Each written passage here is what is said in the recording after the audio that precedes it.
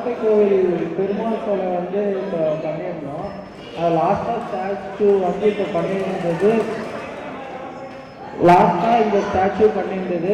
இப்போ இது வந்து நம்ம இளைஞர் மற்றும் மேம்பாட்டுத்துறை அமைச்சர் அவங்க கிட்ட இதே மாதிரி ஒரு ஆர்ட் வந்து நாங்கள் ப்ரெசென்ட் பண்ணியிருந்தோம். இந்த ஸ்டாச்சு இது நம்ம தர்மபுரி ஃபேமஸான கோட்டை கோவில் பெருமாள் மூலவர் சிலை பண்ணியிருந்தோம். மைக்ரோ ஆர்ட்ஸ் இது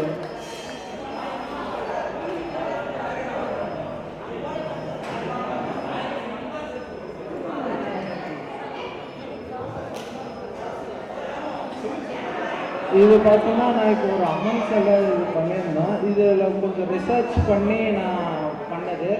மற்றவங்க பார்த்தீங்கன்னா நார்மலாக ஸ்டாச்சுஸ் மட்டும் பண்ணுவாங்க. நான் இதில் கொஞ்சம் ரிசர்ச்சும் பண்ணுவேன். இதில் ஒரே ஒரு ஸ்டாச்சுவில் என்ன சிறப்புன்னா, இப்போ கீழே பார்த்தோன்னா அந்த யாழி மாதிரி பழங்கால கோவில் தூண் உள்ள உருண்டுற மாதிரி ஒரு பந்து இருக்கிறவங்களாம் பார்த்துருப்பீங்க. அதை சாக்பீஸ்காரங்களை பண்ணேன்.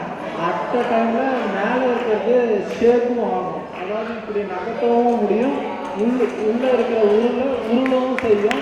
இது ஒரே காரணத்தில் சாக்பீஸ் இதில் எட்ஜிலே பண்ணுது. உடைய வைக்கல, இந்த எட்டெல்லாம் வைக்கல, இது தொடர்ச்சி அப்படியே கண்டினியூஸாக பண்ணது. இந்த மைக்ரோ ஆர்ட்ஸில் இதான் ஃபஸ்ட் டைம் வந்து 2 இதுக்குள்ளே ரிஸ்கான் ஆட்டு 2க்கும் ஒரே டேட்டில் பண்ணது. இது ஒரு ஆர்ட் மட்டும்தான் பண்ணது.